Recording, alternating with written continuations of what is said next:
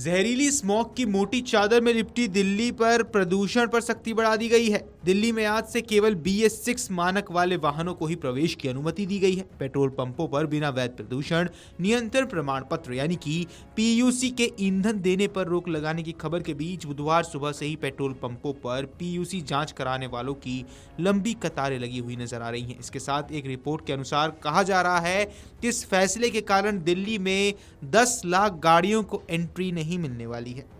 18 दिसंबर से दिल्ली में no PUC no fuel नियम लागू कर दिए गए हैं। इसका मतलब साफ है कि जिन गाड़ियों के पास वैध प्रदूषण नियंत्रण सर्टिफिकेट यानी कि PUC नहीं होगा, उन्हें किसी भी पेट्रोल पंप से पेट्रोल, डीजल या CNG नहीं दी जाएगी। यह नियम दिल्ली के सभी पेट्रोल पंपों पर सख्ती से लागू रहेगा। आइए जानते हैं कि PUC सर्टिफिकेट क्या है और इसे कैसे बनवाया जा सकता है। दरअसल राजधानी की हवा इतनी जहरीली हो चुकी है कि लोगों का सांस लेना तक मुश्किल हो गया है। कई इलाकों में एयर क्वालिटी इंडेक्स यानी कि AQI 400 के पार पहुंच चुका है। हालात को देखते हुए दिल्ली सरकार ने सख्त कदम उठाने शुरू कर दिए हैं। बढ़ते प्रदूषण को काबू में रखने के लिए ग्रेडेड रिस्पांस एक्शन प्लान यानी कि ग्रैप के तीसरे चरण को लागू कर दिया गया है, जिसके चलते गुरुग्राम, गाजियाबाद, फरीदाबाद और नोएडा से दिल्ली में रोजाना आने जाने वाले 12 लाख गाड़ियों पर असर पड़ने की आशंका है। अब आज से नोएडा से 4 लाख से ज्यादा, गुरुग्राम से 2 लाख और गाजियाबाद में 5.5 लाख वाहनों को दिल्ली में आने से रोक दिया जाएगा। प्रदूषण नियंत्रण के लिए लागू इस प्रतिबंध से उन वाहनों की बड़ी संख्या प्रभावित होने की भी आशंका है जो काम या निजी कारणों से हर दिन दिल्ली आते जाते हैं। NCR के अनुमानित आंकड़ों की माने तो दिल्ली के बाहर पंजीकृत उन वाहन की संख्या 11 और 12 लाख है जो BS6 मानकों को पूरा नहीं करते। गुरुग्राम में 2 लाख से ज्यादा गैर BS6 वाहन प्रभावित हो रहे हैं। नोएडा में ऐसे वाहनों की संख्या 4 लाख से ज्यादा है। वहीं गाजियाबाद में लगभग 5.5 लाख वाहन इस प्रतिबंध के दायरे में आए हैं। ये वो वाहन हैं जो पुराने उत्सर्जन मानकों पर चलते हैं और वर्तमान प्रदूषण अभियान के कारण दिल्ली में इनके प्रवेश पर रोक लगा दी गई है।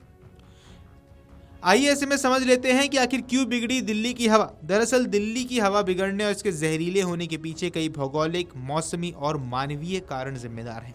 सर्दियों के दौरान तापमान कम होने और हवा की गति धीमी होने से तापमान व्युत्क्रमण यानी कि टेम्परेचर इन्वर्जन की स्थिति बन जाती है।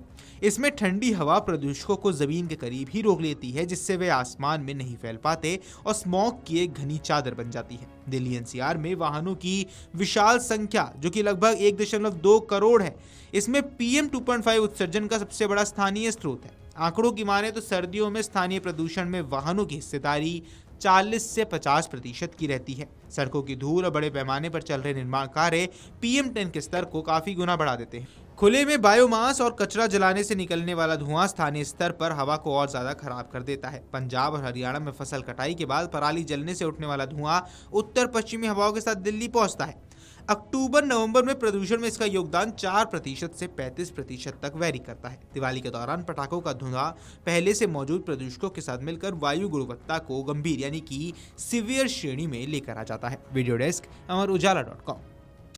अगर आप ये वीडियो YouTube पर देख रहे हैं तो हमारे चैनल को सब्सक्राइब कर बेल आइकन दबाएं और Facebook पर देख रहे हैं तो हमारे पेज को लाइक करें।